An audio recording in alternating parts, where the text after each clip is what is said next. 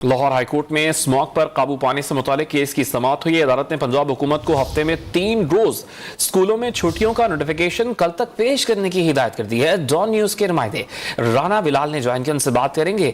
राना बिलाल, बताइएगा पंजाब हुकूमत का क्या मौक़िफ़ है नोटिफिकेशन के बारे में?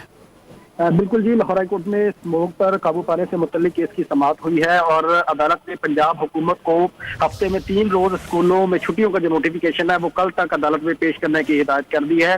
जबकि दौरान समाज जो पंजाब हुकूमत के वकला हैं उन्होंने भी कल तक नोटिफिकेशन पेश करने की यकीन दहानी कराते हुए अदालत को ये बताया है कि नोटिफिकेशन के हवाले से हुकूमत ने मुजव्वदा तैयार कर लिया है। जो कॉम्पिटेंट अथॉरिटी है उसकी मंजूरी के बाद ये नोटिफिकेशन जारी करके कल तक अदालत में पेश कर दिया जाएगा।